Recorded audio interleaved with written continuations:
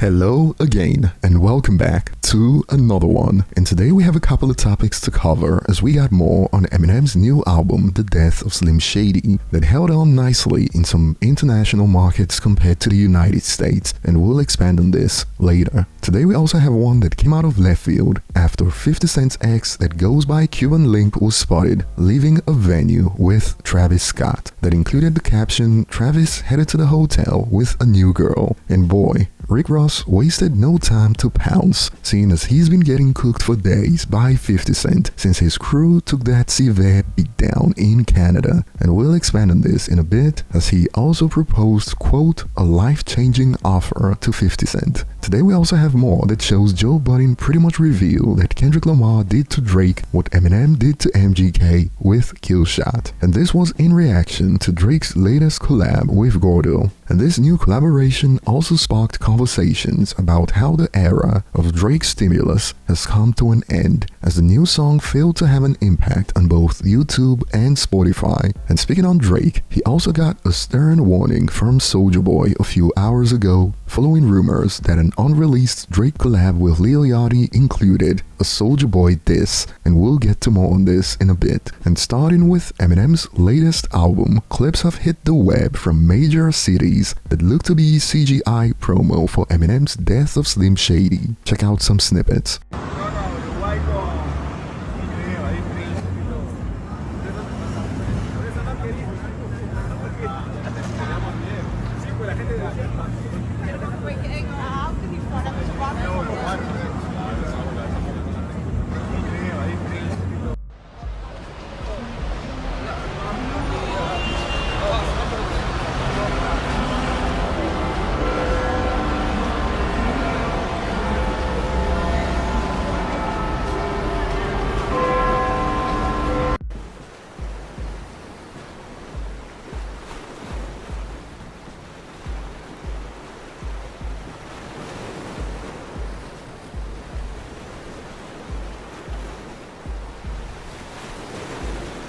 And moving on, when this clip hit the web that reportedly shows Travis Scott with 50 Cent's ex Cuban Link, Rick Ross wasted no time. First he shared this. No Louis Vuittons today, no.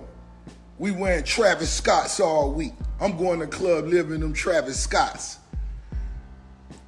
Hey, listen, 50. You know I never say your name like that, but I'm gonna say it like that now. 50. I know you was with the girl 5 years, and I know you emotional, but I gotta get this one last one off. You know that young nigga Travis Scott jumping off the bunk bed in your bitch, ain't it? And he also made an offer to 50 Cent shortly after. I wanna make this clear. I was just asked a question. I see what's still going on with you and 50 Cent. You mean you won't do no business with 50 Cent? I would. 50 Cent, I see you raising money for your film ideas. You asked a close friend of mine.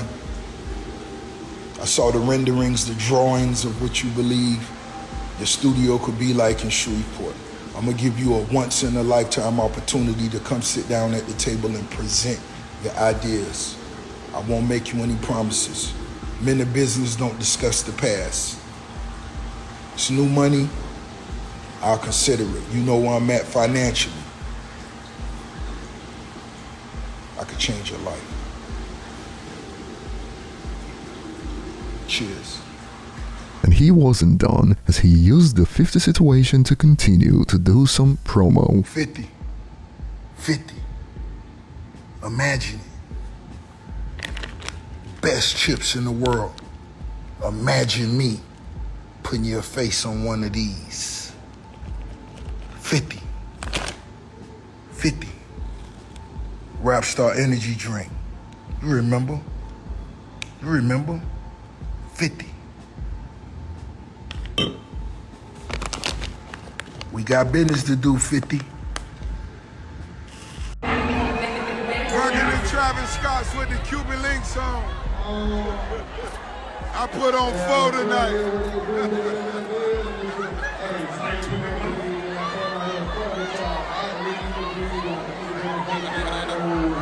Miami different. However, some are wondering, trolling him because of his ex, like how does that hurt him? And some users came for his neck in response to these antics. Plus size dude not tired of chasing clout. He saw Drake not giving him enough attention, and now he's jumping on 50 Cent. He wouldn't be overweight if he had channeled this much energy into working out. And before we head to the next point, Chart Data recently reported this. Biggest hits this week from the 2000s in the United States, and we could spot just 3 hip-hop songs in the top 10. 50 Cent's Many Men and Eminem's Without Me and Lose Yourself. But hey, remember, a real hip-hop publication a while back really published an article about how it is Eminem's hits that didn't age well. And moving on, Joe Budden recently reacted to Drake's latest collab with Gordo, and boy, this man really hates Drake. Perhaps even more than Kendrick Lamar. Check out a snippet from the Joe Budden podcast.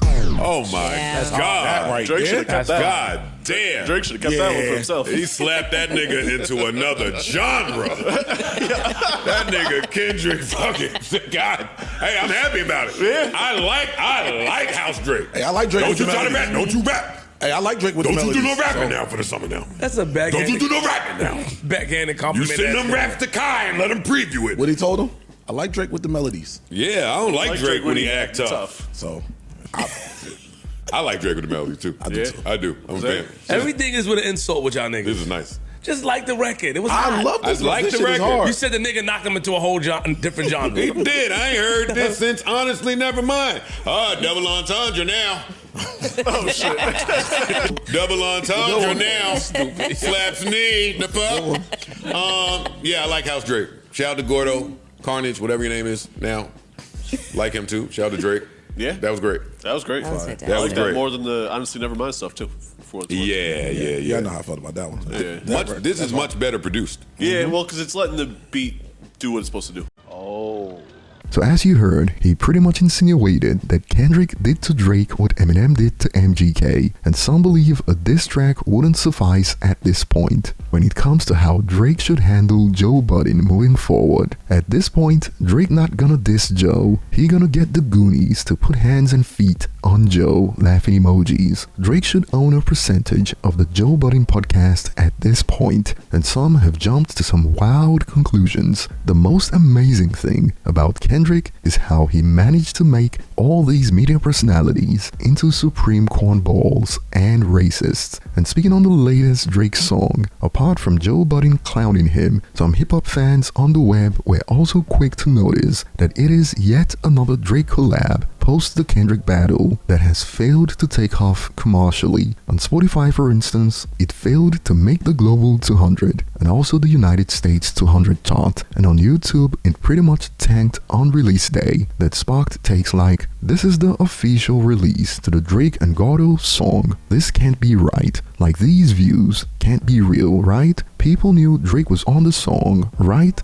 Wow, that Drake stimmy looking kinda shaky right now. I'm so confused right now. This looks insane for a new song with Drake on it. I'm not even trying to clown homie cause I haven't heard the song yet, and getting a Drake feature is super dope for him, but damn. Well, we already got snippets in the past from academics who said this weeks ago. I think, no pun intended, Drake's wings slightly feel clipped, right? And it's like the stimulus package, the Drake stimulus package right now doesn't exist. So Drake going on Camilo Cabello's track didn't do nothing. That's a fact. Didn't do nothing. And in response to this, another user added, no, that just verifies what Kendrick said. Drake literally would do features on artists that were already established and use their momentum to boost his streams. He can't jump on a track with a person who isn't well known and make them pop because he never had that effect. And boy, this sparked heated debates, as some believe this is revisionist history. What? Laughing my bum off. You guys legit will say anything. So he didn't basically give Young Blue, Block Boy JB, and Smiley their only hits? Please stop talking about crap you don't know about. Perhaps riding the hype and momentum of upcoming artists would have been a better argument than claiming Drake never had an effect. But what are your thoughts on this? And moving on, speaking on Drake, this happened a few hours ago. Soulja Boy sends a warning to Drake for appearing to diss him on his unreleased collaboration with Lil Yachty. Drake, you better keep that shit light, my boy. This your first and only warning, my boy. I'm telling you some gangster shit. If you doing a shout out, cool. If you any form, shape, or way trying to disrespect me or sneak this, I'm on your ass, boy. And I'm just telling you, this not gonna be the best idea for you, fam. You just went at Kendrick Lamar. He did what he did. I don't think you wanna come at Soulja Boy, fam. I'm just letting you know that. So if it's a shout out, stamp that. You or Yachty, y'all need to stamp that. If it ain't no shout out, speak on how you feel, my boy. We can get to it. However, Soulja Boy is getting cooked for the most part, as some concluded. Soulja participating in the clout-chasing event at the Olympics. And more on this note, somebody give Soulja Boy a hobby, cause he is just bored at this point and needs something to do. So he just gonna argue and start ish with everybody, laughing emojis. And moving on, while Eminem's Death of Slim Shady is set to drop to number 3 in the United States, based on final projections from Hits Daily Double, things are different internationally. Check it out from the United Kingdom. 2 weeks on top, Eminem holds on to the number 1 album in the United Kingdom with Death of Slim Shady, and the same happened in international markets like Australia and New Zealand. Of course, we'll have a better idea of its hold around the world in a few days when more official reports come in. And we got more. For the first time ever in Billboard Hot 100 Producers chart, Eminem went number 1. That will be all for now. Share your thoughts on these topics in the comment section, and if you're still listening to Eminem's new album, drop a top 5 of your favorite songs from the album in the comment section and explain why Evil tops your list. Thanks for watching and see you on the next one.